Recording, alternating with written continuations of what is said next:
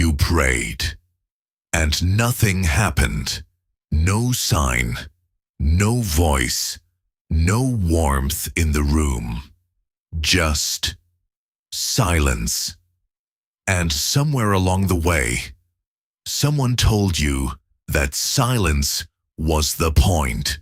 Almost everyone who has ever prayed has hit this same wall. A parent in a hospital waiting room. A teenager on their knees at 2 a.m. A soldier, a widow. A child who just wanted the yelling in the next room to stop. They ask, and the universe just continues. The standard answer is comforting in its way. God is silent because faith isn't supposed to be easy. The silence is the test. It's a tidy explanation. It's been repeated for centuries. It gives the pain a shape, a purpose, a finish line. But sit with that answer for a second. If silence is only ever a test, then somewhere there's a pass condition. A moment you've suffered enough to earn the sound of an answer. And most people who have lived through real silence will tell you, that moment never quite arrives. So, what if the test framing isn't wrong exactly, but it isn't the whole shape of what's happening? What if the silence itself has a mechanism? One we can actually observe. Not in scripture, but in a crib. Here's what the silence is actually made of. Watch an infant with a securely attached caregiver. The parent doesn't respond to every single cry instantly. There are gaps, seconds, sometimes minutes, where the child reaches out and the room stays quiet. Developmental psychologists have a name for what happens in that gap. It's where the child starts building an internal voice. Not borrowed steadiness from the parent in the room. Steadiness that belongs to the child. Too much instant response, and a child never develops it. Total absence, and the child never develops it either.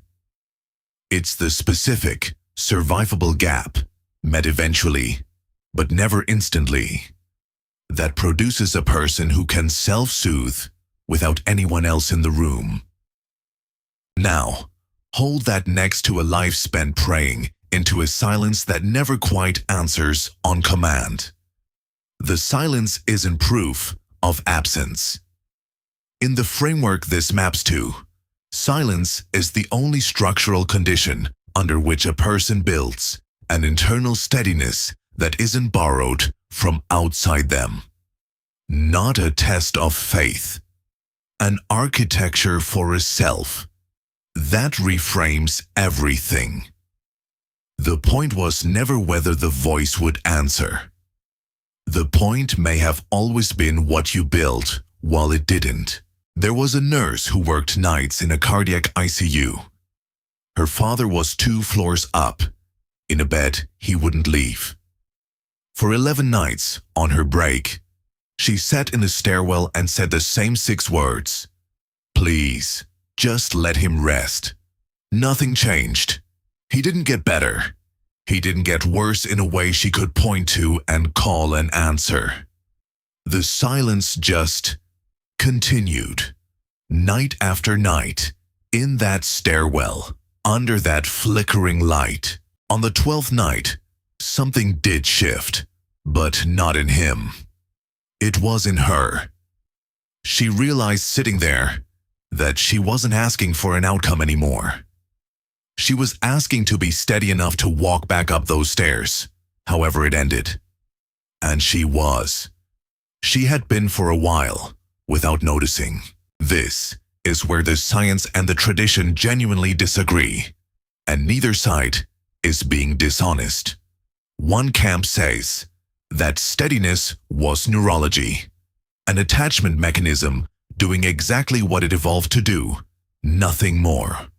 The other says that steadiness is precisely what relationship with God feels like from the inside, that closeness was never going to sound like a voice. Both camps are looking at the same 11 nights, They are not seeing the same thing. Maybe you're not supposed to be able to tell them apart from where you're sitting. The silence never broke. Not for her. Maybe not for you either. But something in the stairwell learned how to stand on its own. Maybe the God who never answers is the one voice patient enough to wait until you finally answer yourself.